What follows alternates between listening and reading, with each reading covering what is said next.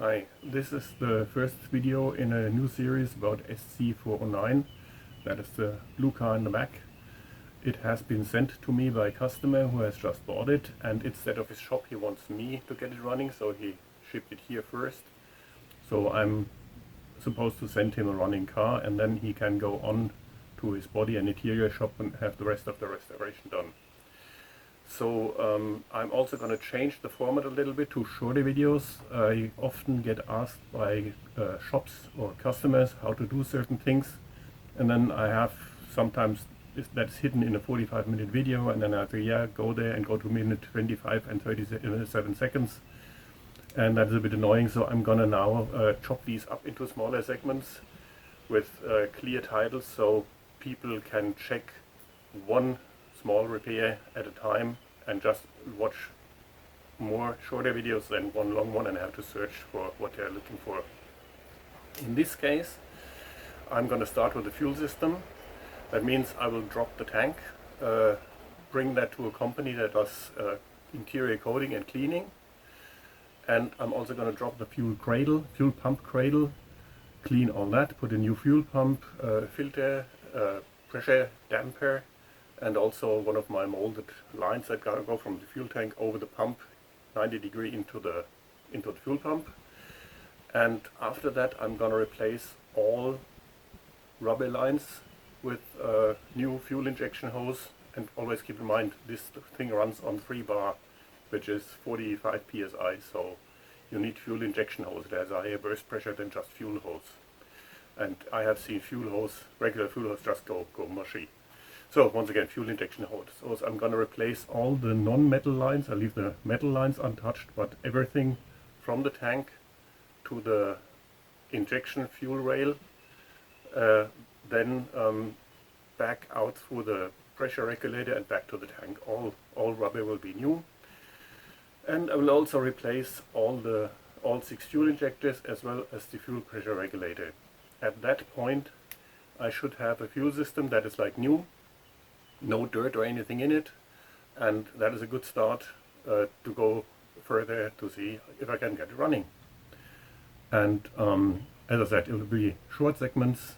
So for example, just getting the tank out, just replacing the fuel lines. What else could there be? Yeah, just doing the injectors, that sort of thing. So it's going to be a lot of short videos. The first thing to do is to remove the gas cap, otherwise you're not going to get the tank out with the gas cap on. This, by the way, is not an original gas cap. There are 2 straps holding the tank, this one and this one. There are 4 screws. This in a slightly annoying location, this in a location even more annoying. So I need to figure out how to get to that one. And then 2 in the front.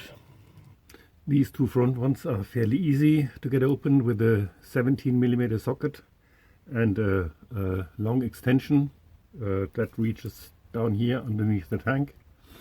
The rear ones are a bit more difficult. For the back I needed one of these, also 17mm, and a large screwdriver.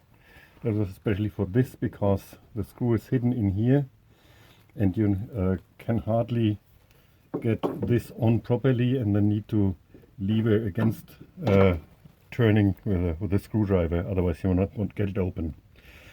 So now I'm going to jump over the actual getting out of the screws, and we'll start recording again when I get the tank out.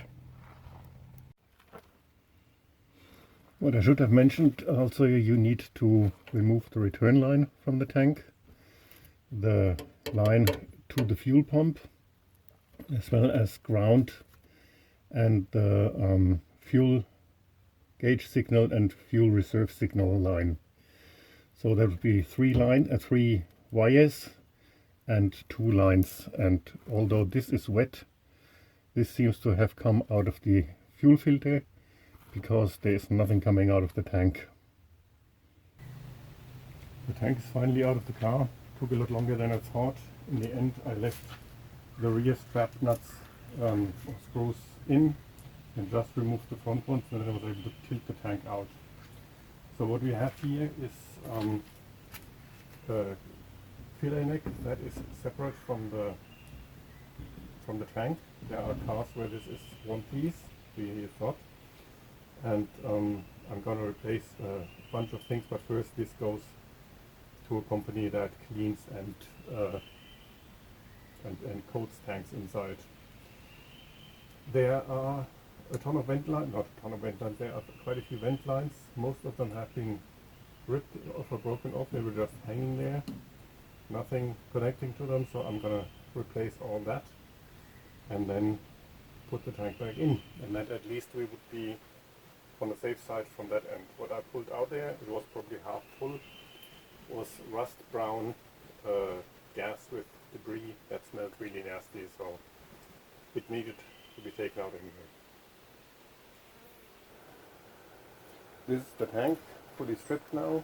This is the rest of the fillet neck. There's a piece of rubber about this long that connects the two. These are the vent lines, the return line from the fuel rail, and this is where the sending unit goes. There's quite a bit of debris in here.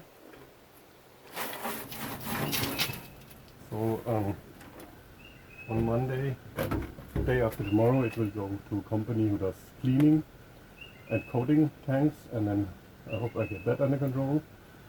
The gas that came out of there was rust brown and also had debris in it.